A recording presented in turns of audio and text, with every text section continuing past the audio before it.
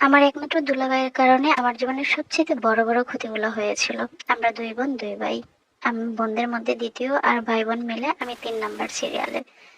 আমার বোনের বিয়ে হয় যখন, তখন আমার বোনের এই বিয়েটা দেওয়ার কথা ছিল না। কিন্তু আমাদের বাড়িতে একটা নীতি ছিল যে অল্প বয়সে মেয়েদেরকে বিয়ে দিয়ে ফেলা।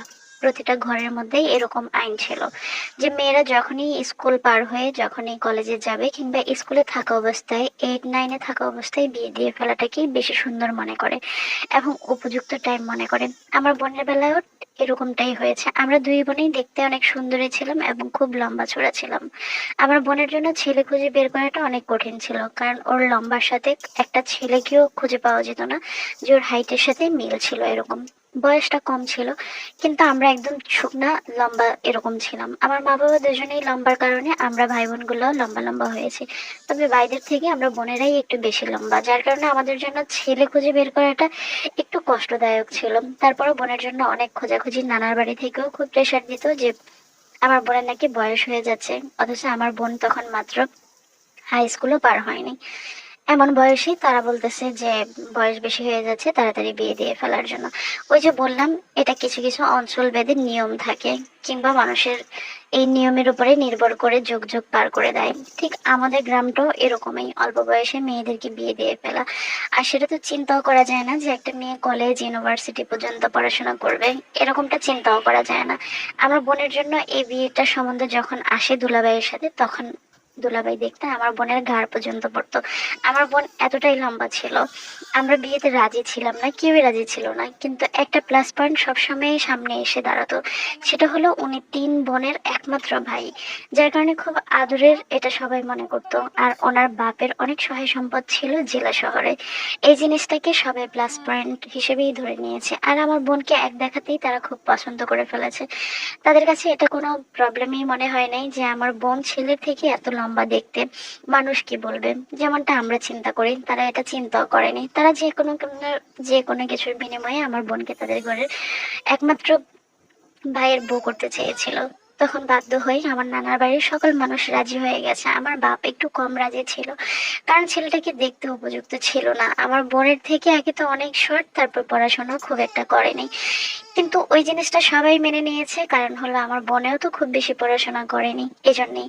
সবচেয়ে বড় কথা হলো অনেকটা সুন্দরের প্রতিযোগিতার মধ্যে পড়ে গেছে। বিষয়টা এরকম ছিল, হুট করে একদিন আমার বোনের বিয়ে হয়ে যায় এই ছেলেটার সাথে। কিন্তু বিয়ের পরেই বুঝতে পারছি ভাইয়ার মুখের ভাষা একেবারেই খারাপ। কিছুর থেকে কিছু হলেই মুখ খারাপ করে কথা বলা, খারাপ আচরণ করা, মুখ দিয়ে বিশ্রী ভাষা প্রকাশ করা, মা বাবা তুলে গালি দেওয়া, এই জিনিসগুলো ওনাদের নিত্য নৈমিত্তিক একটা বৈশিষ্ট্য ছিল। আর একমাত্র ছেলে হওয়াতে তার মা বোনেরা তাকে খুব আলালের ঘরের দুলাল হিসেবেই দেখতো, যে তারা সবকিছুকে প্রশ্রয় দিত। আমার বোন যখন কষ্ট পেত, ঝগড়াঝাটি হতো, ঝামেলা হতো, তখন সবাই তাদের ছেলের পক্ষই নিত। কারণ ওই যে একমাত্র ছেলে, তারাও একেবারে 100% সাপোর্ট ছেলেকেই দিত। এই জিনিসটার মাঝখানে চলতে চলতে আমার বোনের 3 বছরের মাথায় 2টা বাচ্চা হয়ে যায়। এই 3 বছরে ভাইয়াকে নিয়ে আমাদের অনেক রকমের প্রবলেম হয়। আমিও আমার বোনের মতো অনেক লম্বা চূড়া হওয়াতে আমার আমার জন্য ছোটবেলা থেকেই অনেক বিয়ের জন্য আসতো।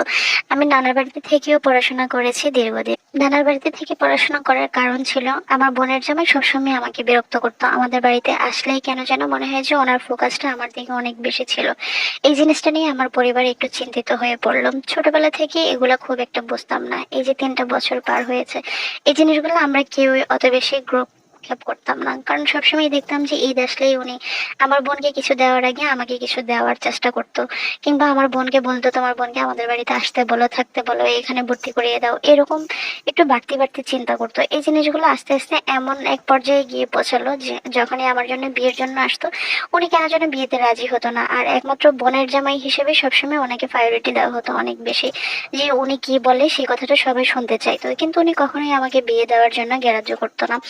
কেন যেন বিয়ে দিতেই চাইতো না, বলতো যে ওকে অনেক পড়াশোনা করাবো, ও অনেক পড়াশোনা করবে, ভালো ছেলে দেখে বিয়ে দিব, ওর দায়িত্বটা আমি নিয়ে নিব, আমি ওকে বিয়ে দিব। এই সমস্ত কথাগুলো যখন আস্তে আস্তে বলা শুরু করেছে, তখন আমার বোনেরও সন্দেহ হলো। এই বিষয়টা নিয়ে আমার বোনের সাথে প্রায় তার সাথে ঝগড়া মারামারিও হতো। আমার বোন যদি তাকে কোনো রকমের প্রশ্ন করতো, সেই প্রশ্নগুলো এড়িয়ে যেত এবং বাজে বাজে কথা বলতো আমার বোনকে। যখন এরকম একের পর এক প্রবলেম হয়ে যাচ্ছে, তখনই আমাকে নানা বাড়িতে পাঠিয়ে দেওয়া হয়েছে। আমি স্কুল পাশ করে আমি কলেজে এখন ভর্তি হই। কলেজে পড়াশোনা চলাকালীনও কিন্তু সেম কাহিনী হচ্ছে। যত জায়গা থেকে বিয়ের জন্য আসে ওনার কোথাও পছন্দ হয় না, তখনই মানুষ সন্দেহ করতে লাগলো যে নিশ্চয়ই তার ভিতরে অন্য কোনো চিন্তা আছে। একদিন ঝগড়ার মাধ্যমে আমার বোন তাকে অনেক বকাবকি করার মাধ্যমে সে বলে দেয় যে তোর বোনকে আমি তোকে বিদায় করে তোর বোনকে আমি বিয়ে করব। এই কথাটা শুনে আমার বোন সাথে সাথেই তার দুইটা বাচ্চাকে নিয়ে আমাদের বাড়িতে চলে আসে এবং আমার মা বাবাকে জানিয়ে দেয়। তখন আমার মা বাবা বাড়তি একটা টেনশনে পড়ে যায় যে তাহলে তার মতলব একেবারেই ভালো না, সে এই জন্যই হয়তোবা আমাদের ছোট মেয়েটাকে বিয়ে দিতে চাচ্ছে না। এরকম চিন্তা করে এখন আমার ফ্যামিলি থেকে গোপনে আমার জন্য ছেলে দেখা হচ্ছে। কিন্তু কিভাবে যেন বারবারই দুলাভাই টের পেয়ে যায়, বারবারই বিয়ে ভেঙে দেয়। অনেকবার বিয়ের প্রস্তুতি নেওয়া হয়েছে কিন্তু তার জন্য বিয়েটাই আর হয়নি। এবার একটা ছেলের সাথে আমার বিয়ের আলাপ হয়, সে বিদেশ থাকে। সে আমাকে একবার দেখেই পছন্দ করে ফেলে, তার ফ্যামিলিও পছন্দ করে।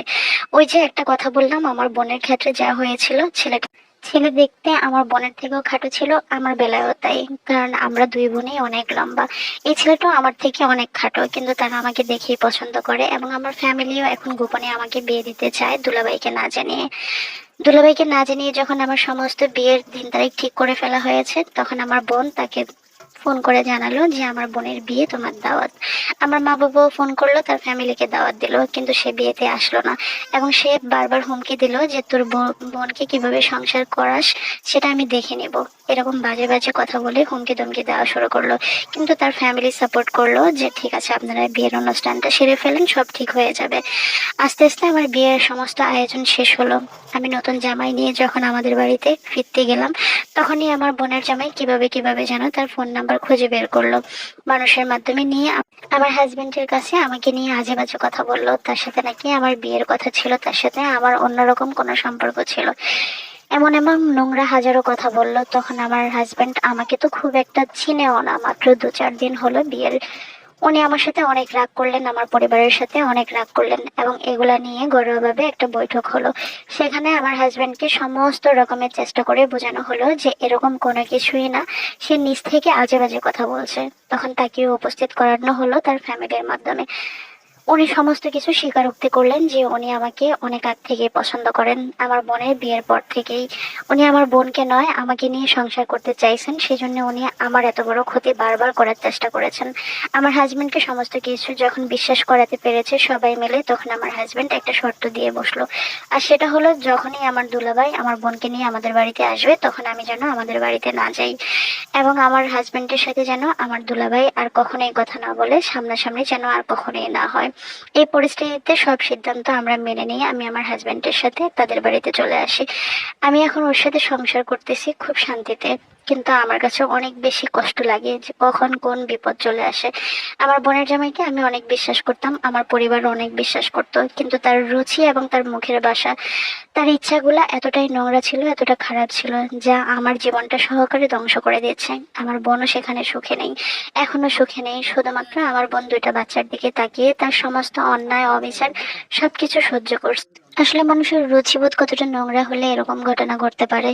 মানে বোনের জামাই মানে হলো নিজের ভাইয়ের মতো, সেখানে যদি বোনের জামাইয়ের কাছে একটা ছোট বোন হিসেবে বা শালী হিসেবে নিরাপদ না থাকে, বোনের জামাই বারবার এত ক্ষতি করার চেষ্টা করে, তাহলে আসলে মেয়েরা কোথায় নিরাপদ বলেন তো? আমরা কত সুন্দরভাবে স্বাচ্ছন্দ্যভাবে বোনের বাড়িতে বেড়াতে যেতে পছন্দ করি বা বোনের বাসায় থাকতে পছন্দ করি, সেই জায়গায় যদি বোনের হাজবেন্ডই যদি আমাদের জন্য এত বড় বিপদ ডেকে আনে, না হয় এত নোংরা কথা প্রচার করে বেড়ায়, তাহলে সেখানে আপনি কোথায় পাঠাবেন আপনার মেয়েকে বা আপনার বোনকে? তো যাই হোক, একটা আপু গল্প পাঠিয়েছেন, নাম জানাতে অনিচ্ছুক। আপুটার জন্য অনেক দোয়া করি যেন সুন্দর থাকে, ওনার হাজবেন্ড যেন কখনো এই বিষয়গুলো নিয়ে ভুল না বুঝুক, এটা দোয়া করি। সকলে দোয়া করবেন। আল্লাহ হাফেজ।